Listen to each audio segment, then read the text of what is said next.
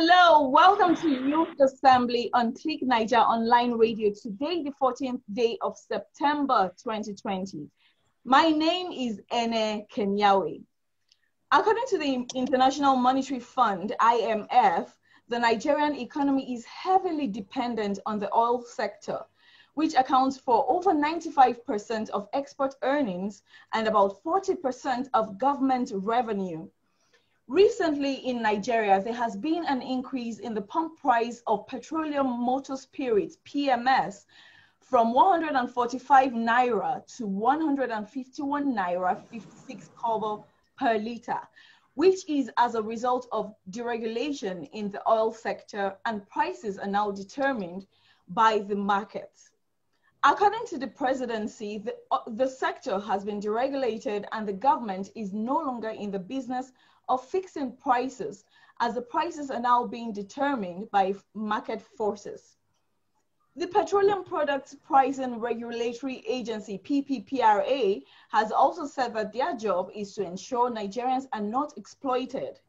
Since then, various groups and individuals have condemned the new price as a demonstration of the government's insensitivity of the plight of the people. The question many Nigerians are asking is this the right time to deregulate, considering the economic hardship brought about by COVID-19 pandemic? On Youth Assembly today, we are taking a look at the implication of fuel price increase on Nigeria in a pandemic. And to discuss this with me on the show today are Mr. Femi Taiwo. He's an IT consultant and public analyst. Welcome, Mr. Femi. Thank you very much for having me today. And we also have Mr. Aliu Ilias. He's Executive Director, Save the Consumers Initiative. Welcome, Mr. Aliu. All right, thank you for having me. Okay. Although there are no queues in filling stations, many buyers have said this is not the right time for the government to implement the deregulation policy, which has invariably led to the increase in prices of pump price during a pandemic. What do you make of the decision of the government to deregulate at this time, Mr. Aliu? All right, thank you so much for having me. Save the Consumer Initiative have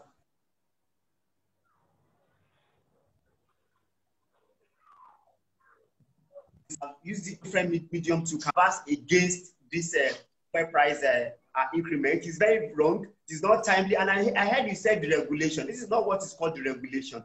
Deregulation simply means government being having their hands off the process. Now, government still import the fuel. Government also determine the price. It's not the marketer that determine the price. So as it is now, it is unwarranted, it's wrong timing, and everything you can think of. And I think this government, it's as if the governments are living in a different climate compared to when Nigerians are living. Because the hardship of COVID is there, the hardship of unemployment is there, people are on furlough, there is no job, a lot of things to cater to at this point in time, and government is increasing the fuel pump price. I think it's unwarranted, uncalled for, and it is wrong time. Perhaps there is no time that, even legally, there is no time that it is agreed that government is going to leave the price of fuel to the hands of the marketer. No, legally it is very, very wrong. Economically, how can we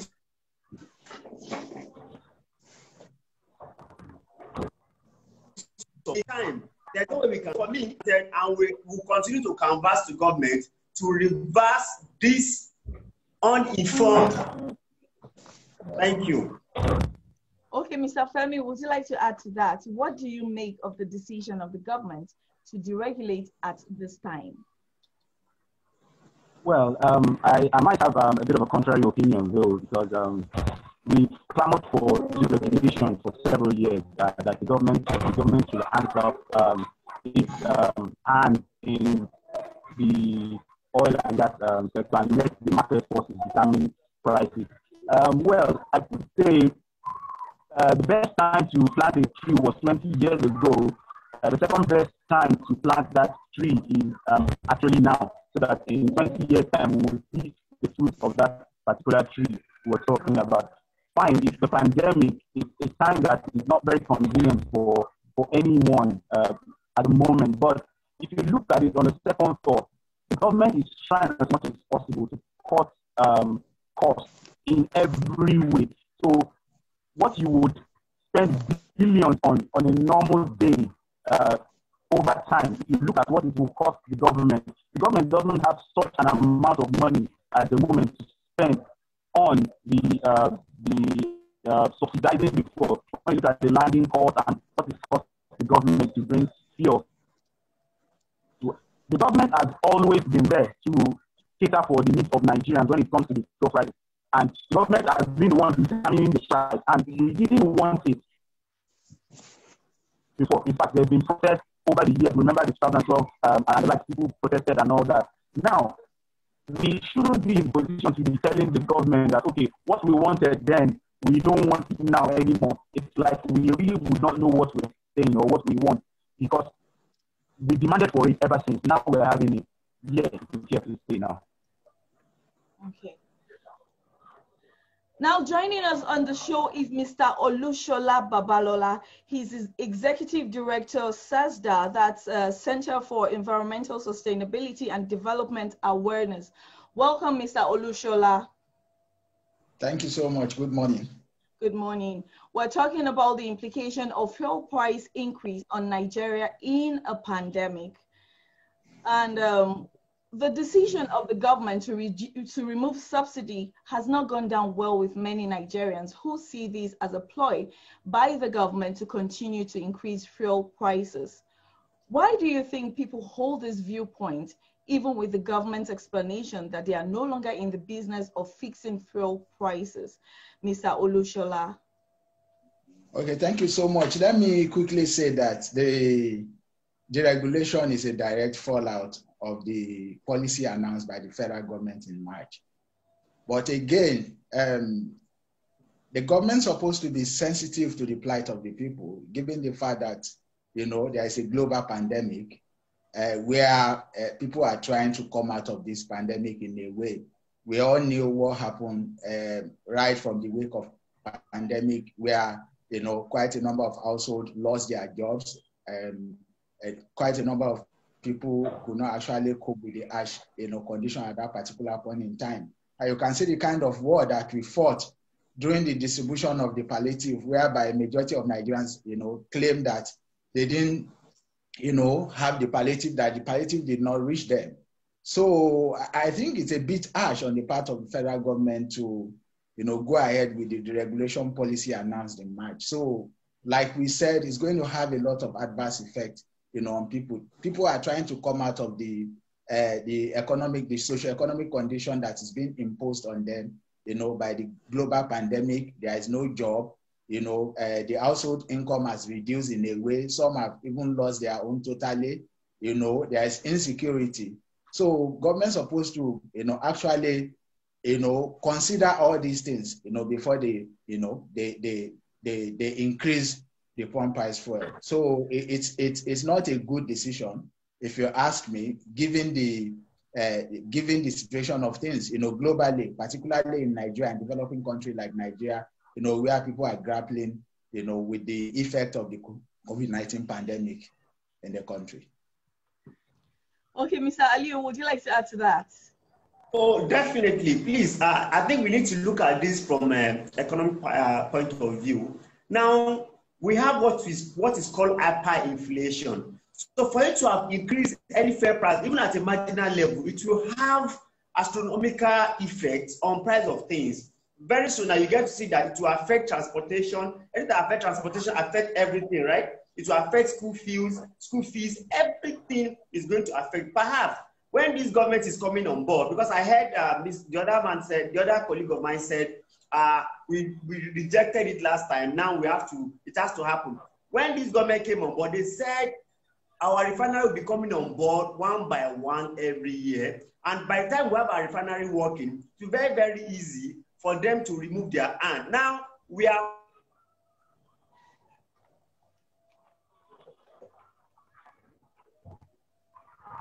terms, refine it, bring it back to the country from you. They will determine the price they will sell it to during this time of COVID-19. How to survive. Everybody is struggling on how to survive, how to live fine. You now remove fuel subsidy. Not only fuel subsidy, please. You also increase electricity tariff. And the FX, foreign exchange, is also in shambles. So what we are saying that government should revert back and get a better way of doing it. It is not our fault. When we engage, when we vote for this government, we vote for them to make life easy and better. Now it is getting worse day by day. So I think the best thing is for them to reverse it back, because if they don't reverse it back, I'm sure that over time you will see that people will definitely react over time. People cannot bear it. It's quite very hard and difficult for people to survive. So removing fuel subsidy during this time of COVID-19, that we need palliative. I think if Nigeria has ever need palliative, we need palliative now than ever. Perhaps this is called force majeure. Force majeure means act of God. So in act of God, you are supposed to provide alternative and also palliative for citizens. When other countries are paying money directly to their citizen accounts, when they are providing free electricity, when they are giving them a lot of stipends to survive, you are now increasing our hardship in Nigeria. It is uncalled for. They should reverse back the price and look for other means. Perhaps we were made to know that they wanted to collect a loan from World Bank, and World Bank is giving them a condition that they must increase the fuel pump price because they want to use the money for infrastructure. Can you imagine? It is quite wrong, untimely, and insensitive on their part. Okay. Now, according to the President, National Petroleum Products Retail Outlets Owners Association of Nigeria, Billy Grills Harry, the problem is not the increase in price of petrol, but the impact the frequent change in price will have on the industry, because very soon retail outlets will not be able to buy products to sell anymore. What's your perspective on this, Mr. Femi Taiwo?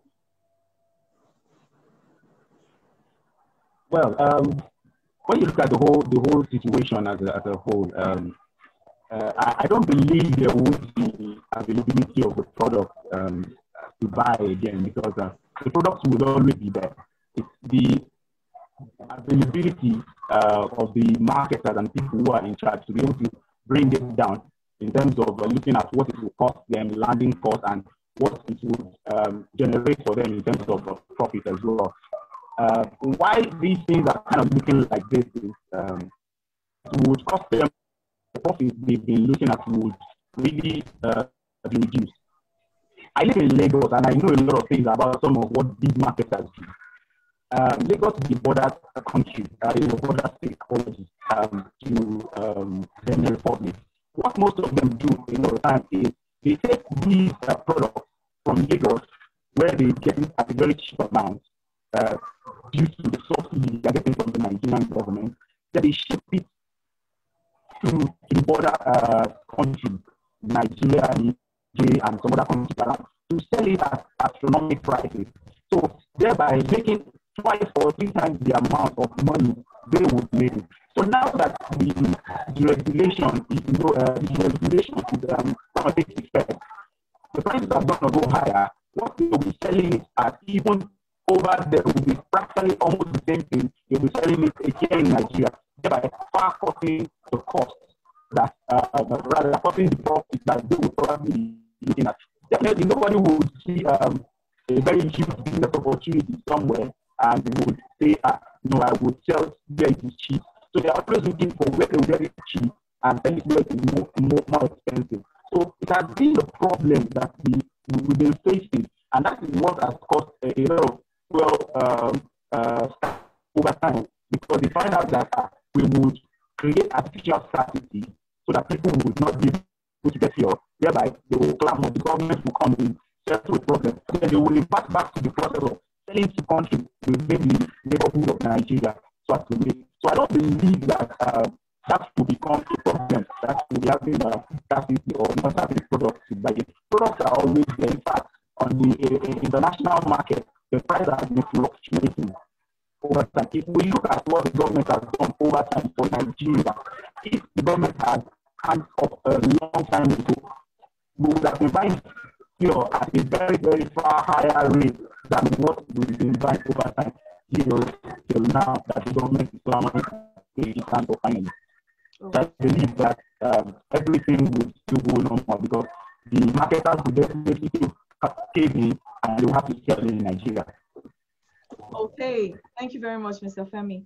Now, many Nigerians agree that the building of refineries and an improvement of the capacity of the existing ones will go a long way in curbing the incessant increase in fuel prices.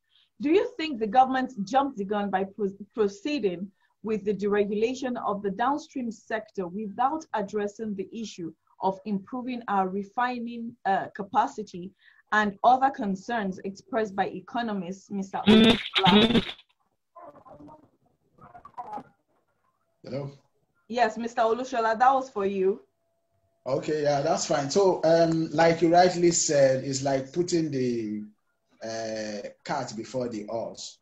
So, because there are quite a lot of factors that federal government is supposed to have considered before they, go ahead with the regulation policy, that is being presently embarked upon, by the government.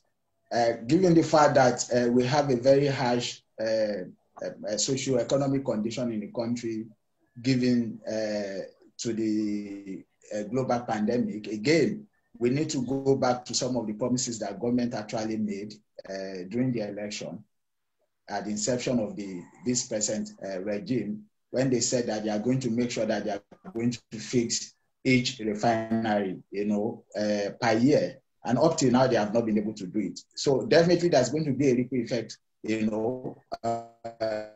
of not living to their billions by not fixing some of these refinery, at the end of the day, because these are the basic things that they're supposed to do. If I'm not mistaken, what the government is doing now, is to send the crew abroad, whereby the petroleum is being refined. Then they will, import the petroleum product back to the Nigeria, which of course is going to increase. There's going to be an increase in the production price. At the end of the day, these are the kind of things they're supposed to actually, consider before they go ahead with the policy. But again, I think government should be looking at alternative. That is one of the ways to actually, because they should be looking at LPG instead of, petroleum. I think there is KCG as well too. What are the alternative means, of what are the other alternatives we can explore in the face of the glut, this global glut in the sector. So these are kind of things we can actually, explore. And again, government should be able to live up to their billing and quickly begin to see how they can put in place some of this infrastructure in the sector, the petroleum sector. Like you rightly said, the issue of refinery is there. We are talking about modular refineries. Have we been able to up our game in the area of modular refineries? That can as well help, again, in making sure that in a way we reduce, the pump price of petroleum or other product of petroleum, in the country. So these are the alternatives we can actually, embrace, to cushion the effect, of the global glut. Yes, definitely there's going to increase in price once the price of petroleum crash, globally. So, and again, you can see that there is a drastic reduction in the production. Before now, I think we are producing about 2 million liters, per day. We are producing about 1.4 million liters, now. So definitely that's going to, push up the price of, petroleum. So these are the factors that they really need to consider and embrace some of these alternatives so that at the end of the day, the effect of the pump price can be cushioned. Like the other speaker said, of course, this is going to bring a kind of a double incidence, given the fact that there is increase in the price, there is increase in the, what is it called, the light tariff now in the country, there is increase in the fats, bringing all these factors together, definitely there's going to be problems. So government needs to be very sensitive, one. Then secondly, they need to be up and doing. They need to live up to their billings by making sure that, they put in place all those things they promised, during their electioneering campaign. So doing this will, in a way, lessen the effect of, glut, in the country. Okay. Before the pandemic, the Nigerian government had been grappling with weak recovery from the 2014 oil price talk, with GDP growth tapering around 2.3% in 2019. What other factors do you think are responsible for the continuous increase of fuel price in Nigeria, Mr. Aliyu? All right. Thank you so much. The thing is this. These are the economies of fuel actually work. You are expected as a country to have your own refinery internally so that you can produce for what people will consume internally. So the price will not be determined by the international market. You can see that Saudi Arabia has what is called Aramco. And Aramco is producing and refining in their country. So they sell to people at the rate within their country, and it is quite subsidized. So now, because our own is on rental state, we have to take it outside, refine it, and bring, and every businessman wants to make profit. So we don't have a say on the cost of fuel pump price. And perhaps I like to correct an impression about deregulation. Let's look at telecommunication deregulation. You could see that it brings in competition, and the price is, in fact, if you want to buy a SIM card like now, you can get it at 200 naira. Now, government is not doing deregulation. Government is still managing the price. In fact, they are the one determining the price because of two things.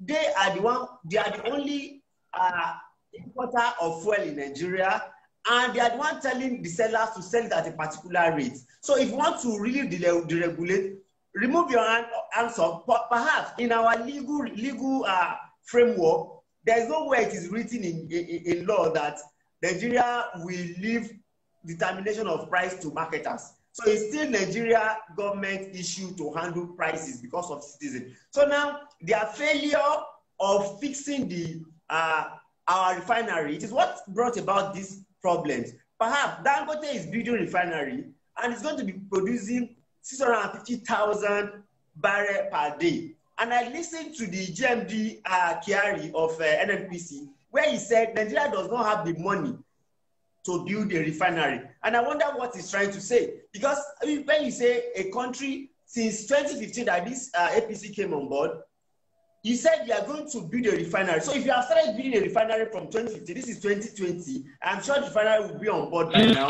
And it will push in, and you will now have choice of controlling the price. Now you have failed to do your part. Now you are bringing the problem upon Nigerians, and coupled with the reality of what? COVID-19. This thing has a multiplier effect on every businesses and every household. So by increasing fuel prices, as if you make life much more.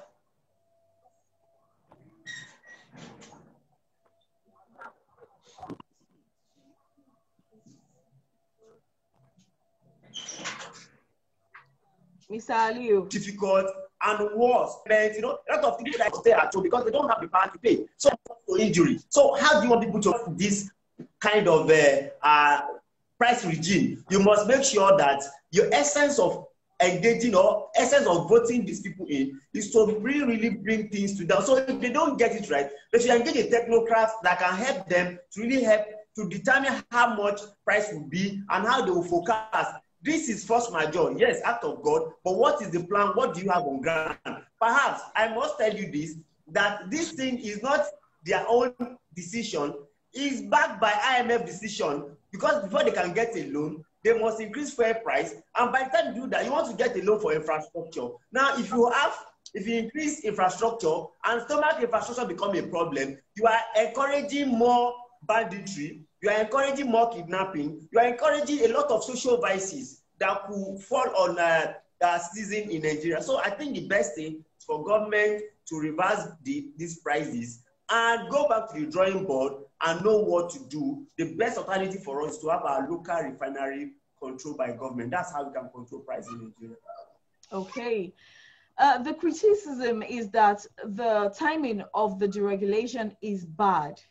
In your opinion, what would have been the right time for the government to deregulate, Mr. Femi?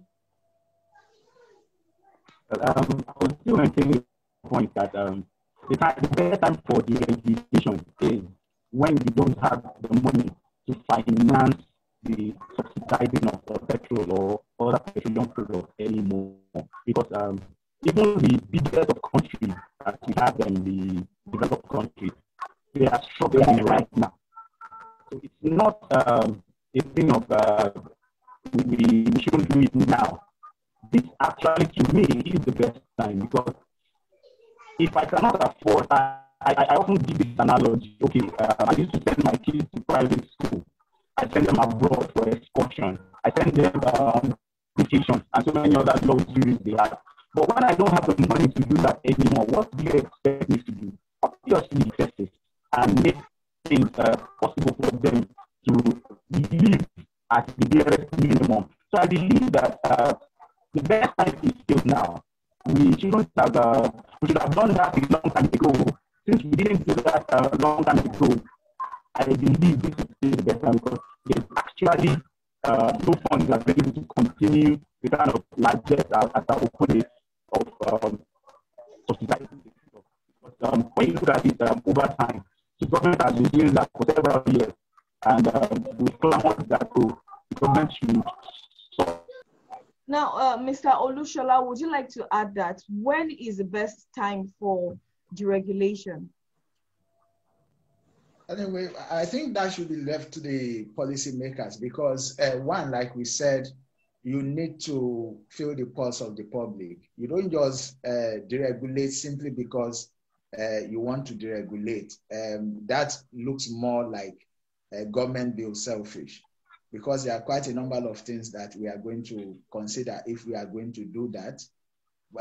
Presently, we are battling with the effect of the novel COVID-19. And just like my brother said, there are quite a lot of things you have to consider, because this is going to have a ripple effect on whatever we are doing, as a people. Presently, there is insecurity, in the country, which we are still battling with. We are battling with unemployment. People have lost their job, due to the pandemic. Same thing with household incomes too, becomes shrinked. So these are the things that government need to favorably disposed with first, before you begin to talk about, deregulation. Yes, that is in the pipeline, but you don't actually overreach that. So what they're supposed to do is to, probably constitute a committee to have a second look at the deregulation, process that they want to embark upon, and decide they can actually face it. Rather than starting from the top, which is the increase in the price, they can begin to talk about, okay, you are encouraging people to build modular refinery in order to increase the output of, the product. So why can't we, start from that? Let's talk about how do we fix our refinery. We talk about the fact that we need to fix our refinery. They budgeted about 30 billion, for the refineries. I think Kaduna, with that, the Kaduna refinery have not been able to even produce or refine a pint of oil, of petroleum, as we are speaking. And then people begin to ask, so what are those monies spent on the refinery or spent by NNPC on different refineries are meant for? So these are the first things they're supposed to consider. Let's try to put in place a good structure. Refinery is one of them. You can encourage, just like my brother talked about the Dangote refinery, which is going to have an output of about 650,000, tons of metric tons of, petroleum in a day. So the ones that we have might not necessarily need to build a new one, but we can overhaul, the existing refinery we have in Kaduna, we have in Delta. So these are the kind of things you can begin to say, okay, let's fix Kaduna refinery.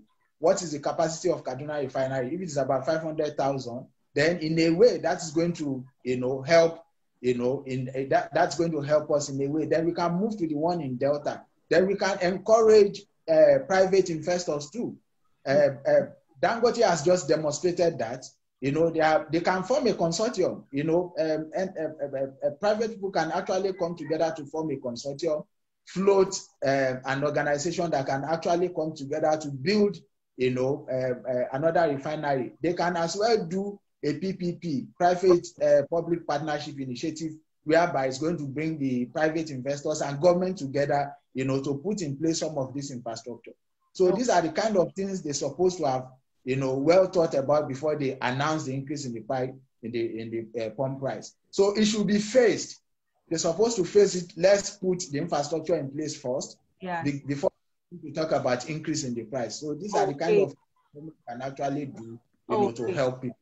Okay, thank you for being with us on the show right here at Youth Assembly on Click Nigeria, where we talked about the implications of fuel price increase on Nigeria in a pandemic. And with us today on the show were Mr. Olushola Babalola, Executive Director, Center for Environmental Sustainability and Development Awareness, and also a political analyst. Thank you for being with us on the show, Mr. Shola. Thanks for having me. Yes, and also Mr. Femi Taiwo, an IT consultant and a public analyst. Thank you very much, Mr. Femi. It's a pleasure being here again. And also Mr. Aliu Ilias, he's Executive Director, Save the Consumers Initiative. Thank you so much, Mr. Aliu, for being with us on the show. Thank you for having me.